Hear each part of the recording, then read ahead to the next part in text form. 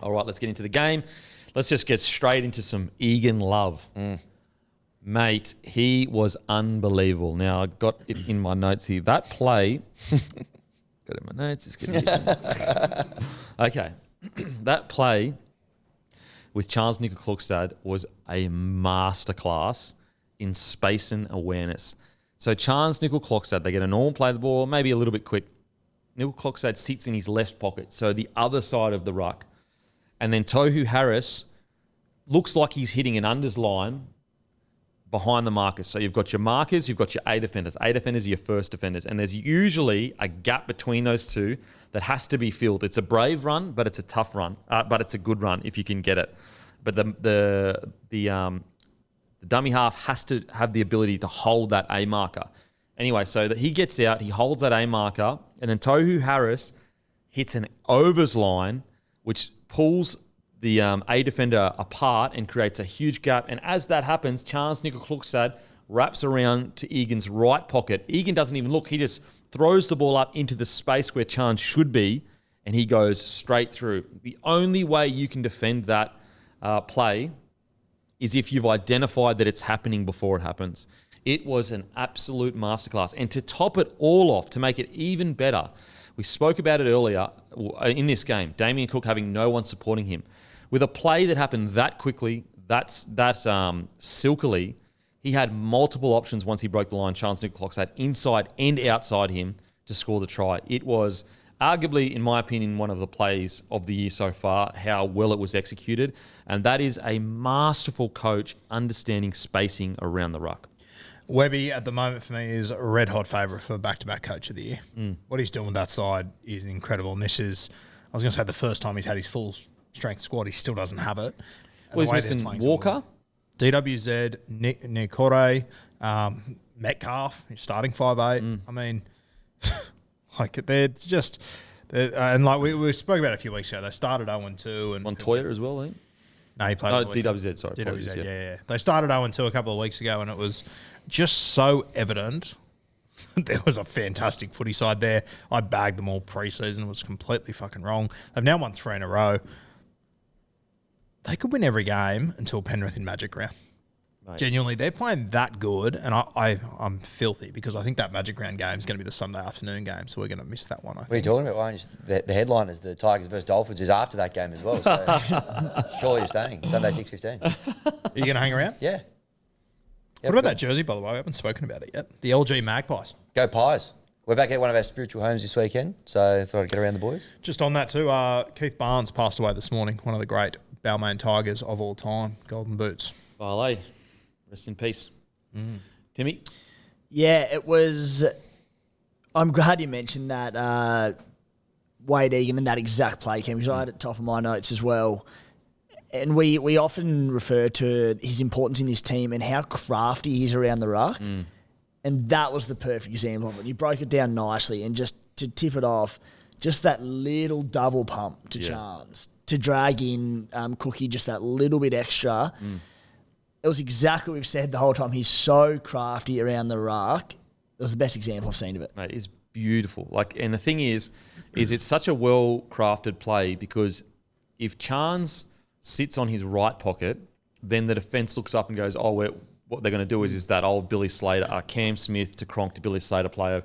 You hit Cronk, and then Billy Slater's on the inside and the gap opens up. But because Chance hit on that short side, and because the timing has to be so precise that Egan is he's not passing the ball to Chance, he's just popping it up. And Chance needs to be there. Like, the timing of that is beautiful. And so the reason why it's such a masterful play is that the reason why it works is if the defence is doing their job, it should work. So if the A marker is making sure he's got the dummy half, if the marker is doing his job, he's got the dummy half. If the A defender is doing his job and making sure Tohu Harris is taken, then it should work.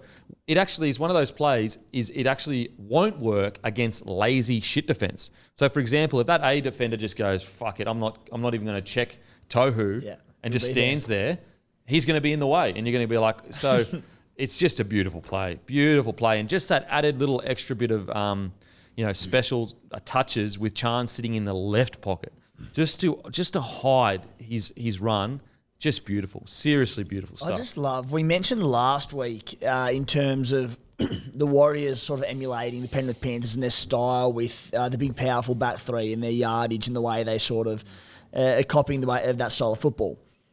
But in terms of just their depth as well, like what do we say about Penrith? When one man goes down, it's next man up mentality and whoever comes in does a job. Mate, it's been the same thing at the Warriors last season and then again evidently this season. And Tamari Martin, he's the perfect example of that because Tamari and Luke Metcalf are very different 5'8". Like Tamari Martin's a better ball player, a bit more silky. Luke Metcalf, a stronger ball runner. But he came in and he just looked like what Luke Metcalf had been doing. They know that SJ's there running the show. He's got the keys to the team and he runs it all. But Tamari Martin was just pushing up in support. When he got a quick play of the ball, he'd go stuff it and he'd pin it and he'd back himself and take the line on. He did exactly what Luke Metcalf's been successful with this year. Mate, I totally agree with you. He was actually my 6 in team of the week until I was like, oh, Burton, he's my 6. I thought Tamari Martin was outstanding. And I can't believe how much his ball running has improved.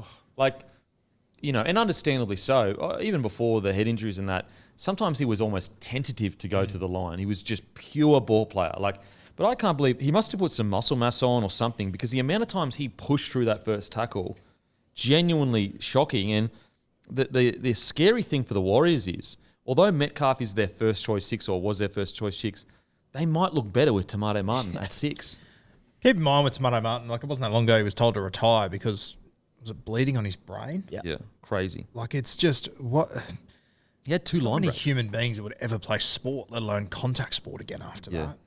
He had a try assist, 7 runs, 85 metres, 3 tackle breaks, 2 line breaks, 22 tackles. And without taking anything away from Tamari Martin, if Chanel Harris-Tavita was there, he would have done the exact same thing as well. It's just how good this system is. Yeah, it's just, mate, I'm genuinely impressed at how good Tamari Martin looks. And if he can hit his ceiling plus get a running game, holy, geez, going to be unstoppable. Another, fact that I think that, reflecting it onto the Rabbitohs, that's a real big concern is that Sean Johnson, 633 kick metres, and it is getting to the point where if you don't have a 6 or a 7 with a big boot, you will not play towards the end of the season. Like as in the top 4, you won't get close to a prelim because all of the best teams have a 7 that can just kick you off the park. And I look across to the Rabbitohs, Dean Hawkins, 8 kicks, 313 metres. Cody Walker, 5 kicks, 164 metres. And look, I understand that they, just looking at their time in possession, I mean, they had 45 possession, so it's 45% possession of the ball, so not too bad. But the concern with the Rabbitohs that's even, on top of all their other concerns is that they don't have a half that can kick a ball as deep as most of the top tier teams. Well, I think the Roosters have a similar problem with that at times as well. Like Sammy Walker can time a ball. He's got a big kick on him at times, but there's also times where between him and Luke Keary, they just lack that long kicking game a little bit. Massive. But anyway, we'll stay on the Warriors. Who stood out for you? I want to give a big rap to a guy that stat sheet wise, you read it, doesn't really stand out to you, but Rocco Berry. Defensively, he was so good. And that try that he scored, talk about bravery lines. Oh, mate. Right up there. And again, we've spoken about it so often, but I think that he's got so much potential left in his game. And what I love about his game is if you don't watch the game, you think, this centre for the Warriors is doing fucking nothing. But you watch the game, similar-ish to Barnett. I know Barnett's stats are quite good, but you need the right mix of players. RTS, he's your showstopper. He's the guy that's going to be on the highlight reel.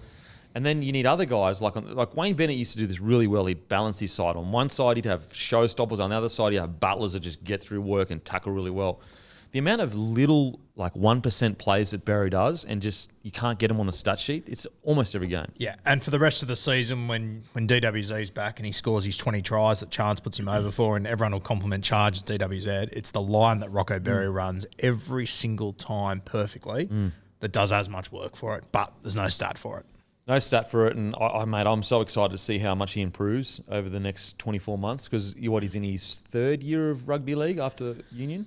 I'd love to see it be some form of stat in rugby league, like the decoys that guys are running to create tries. Yeah, how much space is created or something. Something along that, because it is so important. If they're not there, You don't. It doesn't happen. Well, I mean, when you watch the lower tier teams go out, like, do their plays, attacking plays, the first thing you notice is how lazy that lead line run is. You're like, no one's falling for that at all. Like, you are literally yelling to the other team, I'm not getting the ball. You may as well stop and yell that with how hard you're running that line. And there's also layers to it that, when Rocco Berry does it, he doesn't get penalised for it. Because right now, if I'm coaching the NRL and there's someone running a lead run, I'm going, you run into that guy. Yeah. You charge into him. You make it look like an obstruction every day of the week. It should be a very important stat in rugby league. Mate, speaking of lines, Jackson Ford. Mate, they're the hardest, most straight lines I've seen since Boyd Cordner. Yep. Like, he is fucking absolutely nailing that unders line. It's, what is it, the second week in a row where he's just gone straight through because the line's been so hectic? He had one error towards the end, but I didn't think that was his fault. I thought that he got a hospital ball and basically got tackled. He got it. Outside of that, geez, he's improved. Like, in a side that has Nikora coming back, Kate Well as well on the other side, to think that he is the first picked back rower just shows you how far he's come. I'm going to sound like a dick, but without putting a shoe into the Dragons, mate, he hasn't even improved that much. This has just always been him. They just never gave him an opportunity. Yeah, and that's not even the current Dragons. I mean, it's the old, administration that let him go. So, Mate, like, you talk to any Dragons fans or anyone that was watching them play New South Wales Cup, and they're just sitting there going, "What the fuck isn't Ford getting a bait in this team?" It's ridiculous. Adam Fanua-Blake, once again, he's getting into Payne Haas areas where, I mean, he probably got into Payne Haas areas last year, but once again, another year, huge numbers, and you expect it. You genuinely expect him to do something special. Almost 200 metres on the weekend. Again, 82 post-contact. Absolute machine. And you sort of wonder what's going to happen when he leaves next year. How do you replace that? Like, I know we don't even almost we just gloss over it now. We just kind of expect it, but that is a huge hole to fill for next year. So hopefully they can strike while the iron's hot this year while they got him. Had to speak about it's negative. But Tavanga, I thought, had a Barry. Especially that first half. Just like, holy shit, it just was not working for him. It's in a side that, spots are so hard to come by full strength. Just got to sort that kind of game in his repertoire out. He's always had those in him, hasn't he, Jazz? He's tough as nails, but yeah, he's always had a few errors in him. And you're right, mate. Like, when you've got, Marasa Niokore, Dylan Walker coming back over the next few weeks. Laban was really good when he came on. I think Niokore is longer term now. He had the foot injury, but I think it flared up. Yeah, you're right, actually. Yeah. I think he's gone till maybe around 12 or 13 or something. Dill Walker, who he gets named at the last few weeks and just keeps dropping out. He must be super close. Surely. Well, he wasn't even named this week. Wasn't even named. The 2 weeks previous he wasn't. It's Didn't been play. weird. And you've got Harris Tavita, Laban coming through well. Ali Leiatua, he's named at 18th man, so that's interesting. Jeez, he must be close, the big fella. Oh, I can't wait to see that centre just ripping and tearing. Look, Warriors absolutely are a premiership threat. This is the best I've seen the Warriors look probably since their grand final, maybe even better. Seriously. I don't remember their whole year in their grand final, game by game, but I can't remember a Warriors side where heading into the weekend, you knew you were going to get an 8 out of 10 each week. Yeah, and we spoke about it last year during the season. I know that, I was pretty vocal about it, pissed a lot of Warrior fans off, but I said to them all last year, like, you look great, but I don't think you can compete with those big sides. Now they are a big side. They're a big side. I cannot wait for that Magic Round game against Penrith. Yeah, I think they're the second best looking team in the NRL right now. Yeah, I wouldn't push too hard. Yeah, you know what? Panthers and Warriors. Yeah, I agree. So at the moment, I'd go Panthers, Warriors, Storm, Broncos in how they've looked. Yep. Warriors $15 in the comp. Ooh, juicy. Really? Juicy. What do I feel like a top 4 finish at the moment? Sorry to be on the spot, but No, that's okay. I'll get back to you. Yeah, sweet. I'll pull it up here. Nice, Guru. You did put him on the spot. I did put him on the spot. I wasn't that sorry either. $3 top 4 finish. What? Yeah. Oh boy. Wow. That on your feed, mate. Might go for a feed later, actually. Was keen for a feed? Yeah. Yeah, okay. Chicken or steak? Warriors Good job, $3 Christian. for me. I'm talking about betting. Go for on Sportsbet feed. You can all follow me, and I like to call it going for a feed. Anyway. Seamless integration there. Seamless. Okay. All this positivity, I need to bring it down with some negativity. Rabbitohs, Okay. $15 to win the spoon, Rabbitohs. Holy shit. Do you want a top 4 as well, Guru? Or are you right? Okay. The biggest talking point, obviously, Latrell Mitchell. He gets suspended. Brain explosion. Absolute brain explosion. Clearly a superstar that is extremely frustrated, with his own form, with everything going on in the club, with all the noise around it. Pretty lucky not to get sent 10 in the bin for that. Look, there's a silver lining here. I do actually think Latrell probably does need 3 weeks to, not just Latrell, because the thing is everyone's going to try to focus on Latrell and say he is the problem, mate. There are so many more problems at that club. His form is just one of those problems at the moment. To say that he is the main problem, I don't think that's true. But I actually think that watching Trell play on the weekend, that looked like a player that all the headlines, all the noise, all the negativity, it didn't look like a player that was enjoying being out there. So although losing a player of his caliber is never a good thing, the silver lining is this. You take away, you go, okay, boys, Latrell is out for 3 weeks. Let's reset here. Trell, you go back to training, you rip and tear, and you show the boys how much you do love this club. And people, I know people like to think that he doesn't love the club, but you have to remember Latrell's on unders at the club right now. He has been offered substantially more money to go out of the clubs, but he stayed at the Rabbitohs for unders because he believed in, the premiership, everything. Now, I know that that's not reflecting at the moment with form-wise, that it's not been the best last few weeks for him. So basically, you're as a club, sometimes you need big dramatic moments that help you reset the cycle or reset everything. So you go away, you go, okay, Trell, mate, just come to training, rip and tear. And yes, you're not playing on the weekend, but you've got an opportunity to show all the boys that you're still in the fight, that you still want to fight with the boys. On top of that, it gives a guy like Gray an opportunity in first grade at fullback so that if he comes in and plays really well, Latrell, when he's playing well, is 100% one of the best fullbacks in the game. Latrell currently, with all the dramas going on with the form and everything like that, maybe Jai at the back for now and him at centres is the best for everyone. And that could be that opportunity wouldn't have come about without this situation happening. So Demetriou has an opportunity to bring Gray in, and it looks like he's going to debut. He's been killing it in New South Wales Cup. If he does kill it, then maybe you go, Trell, look, mate, let's just simplify things for you. Get in the centres. We give you a good ball. You don't have to worry about all the shit of getting the boys around the park and all that kind of stuff, and just get back to enjoying rugby league. And then you look at your halves and you go, do we bring Jackie Whiten in? Do we not bring Jackie Whiten in? Again, this moment, yes, it's a negative, but you can turn it into a positive for everyone. The problem is, and we spoke about, Latrell isn't the problem. His form is just one of it. There are so many more wrong things at that club right now. And I don't think that at the moment it has the leadership to get itself out of the situation it finds itself in. And I think that the administration need to be held accountable for this. They're the ones that re-signed Demetriou on a 3-year deal last year at the start of the bad run that they went on. I think it's a 3-year deal. Now, granted, there is a 9-month clause where they only have to pay him out 9 months. But yes, we should hold the players accountable. Tell me a single player in that team that's playing good footy. So if all of them are playing bad footy, then who do we look at then next? It has to be the coach and it has to be the administration. Unfortunately, that's just the way it is. If there were a few good players playing really good footy, then you could go, okay, maybe it's just a mixture of things. So, look, if I'm Demetriou, it's a huge opportunity to turn things around. It's a huge opportunity to try things. But unfortunately, I think that club is in way more dramas than just the form of the players on the field. Guru, can you hold that bottle up for me? Straight up. Yeah. What have Guru and Jason Demetriou both got in common? They're under the pump. Yeah.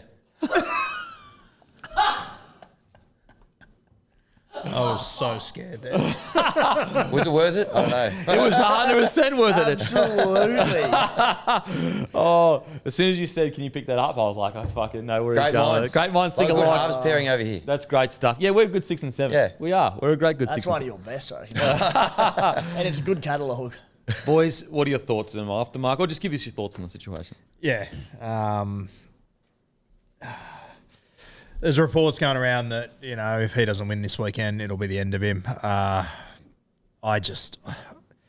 players just aren't playing for JD. It's that simple. I mean, they scored that try on the weekend. I think they scored first. They scored early. Scored first through Isaac Thompson.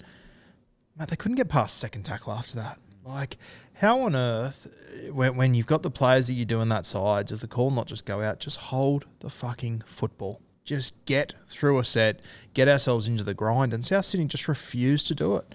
And then you have brain explosions like from Latrell. Like, I personally think he's got very lucky to get 3 weeks. Oh, very lucky. I think it should have been much more than that. That was just like, how long have we known that you cannot put your arm between the players of the legs? So he got it for the striking. Okay, sure, but the ill discipline when your team is in as much trouble as they are, it's just ridiculous. Well, I think it's just a symptom of the environment is terrible at the club right now. Like, and that's what we spoke about. Even in my season preview, I said basically it was like South Sydney Symphony.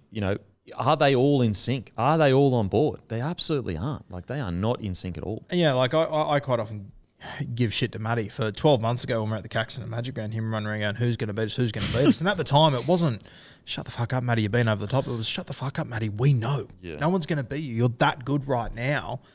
So look at where they are now, less than 12 months later. They are an absolute shell of what they used to be, and you can blame Latrell, you can blame Hawke, you can blame whoever you want.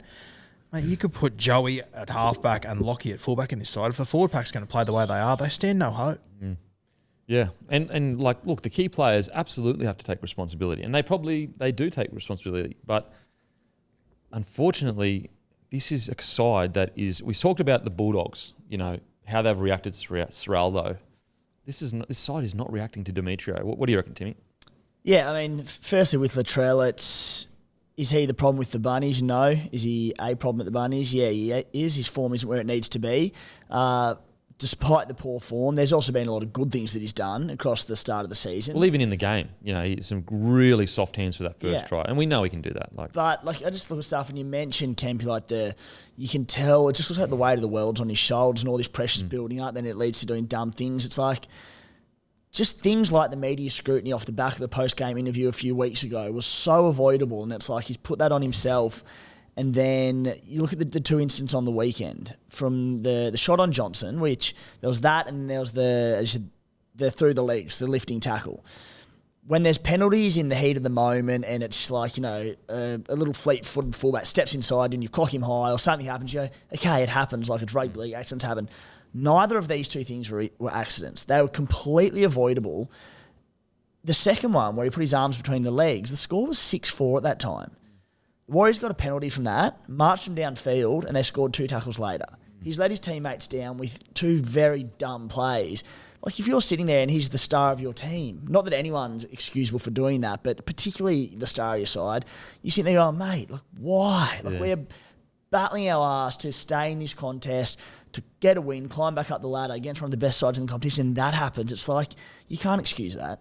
Oh, for sure. There's no, anyone that tries to excuse those 2 brain explosions, it's like, mate, are you being for real like that? One of them is a brain explosion. To do it twice, it's like, come on.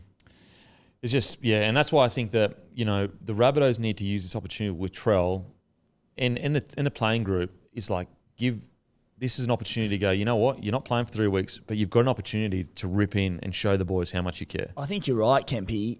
I think it's going to be a blessing in disguise for Latrell's form because it goes one of 2 ways. Either Jai Gray comes in, he struggles, the Rabbitohs lose games, and Latrell sits there and has time to think about it and goes, fired, I've let the boys down, I could be out there helping them out. And he comes back fired up. Alternatively, Jai Gray kills it, they win a few games and he goes, oh shit, my spot at fullback's under pressure. They might move me to centre. I've got to come back in and show that I'm the man in this team. Either way, I think Latrell's come back from this ready to rock. Yeah, I genuinely think you can, if you've got the problem is, that's if you've got a good environment to take advantage of a bad situation.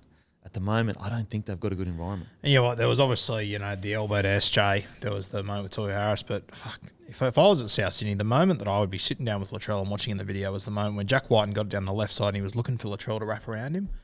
Latrell just walks next to him for like 3 or 4 seconds. And you would not be able to find a tape of another fullback in the competition doing that. And this is a team under the pump with a superstar there. That's the moment that I'd be showing Latrell going, mate, we can't have this.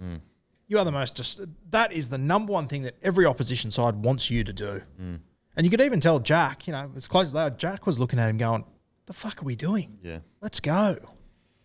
Yeah, and I think that, we're seeing this is a real symptom of just the environment is poison. And I hate to bring it up, but the fact is Burgess made some hard truths known about, and Burgess has come out and said, look, there's no issue with the playing group.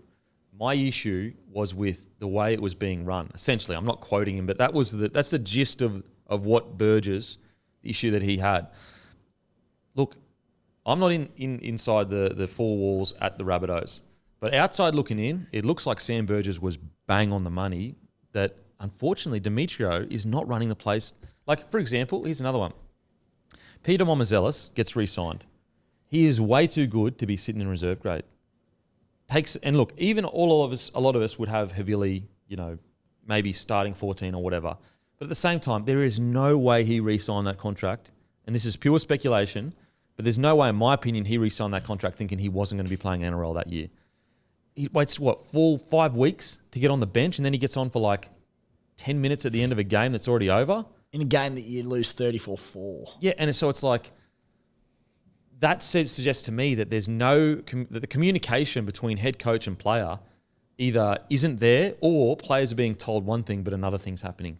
We've also got the Josh Mansell interview where that was the case. And so, unfortunately, I think Demetriou's days are numbered. I really do. I know it's very early, but we have to remember this is now, 16 games and 4 wins? 5 wins, 15 losses. So it's 5 from 20. So 5 from 20 with that roster. Yeah, it's unacceptable. 5 of his last 20. Yes. So he's won 5 of his last 20. Yeah, and that's not a cellar-dwelling team. That's like a team that was leading the comp. You just said it, Guru. Like, before that 20, they were close to undefeated, weren't they? Yeah.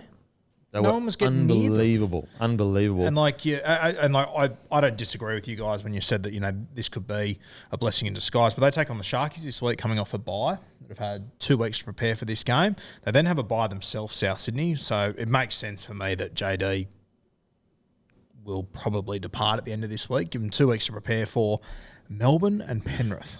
Yeah, it's rough. It's rough as guts. Yeah, and look, administration needs to take responsibility for this as well. They just re-signed Demetriou after all that Burgess stuff happened, and maybe they didn't like the way the Burgess was delivered. The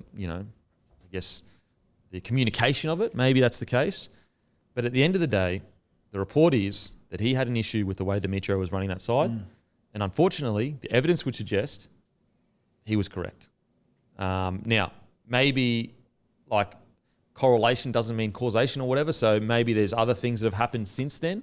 But with the information that we have right now, it looks like a team that unfortunately isn't being run correctly. So it's 5 wins, 13 losses, and 5 wins, 13 losses, and the wins were against the Gold Coast, the Warriors last year, which was a good win, the Tigers, the Dragons, and the Bulldogs.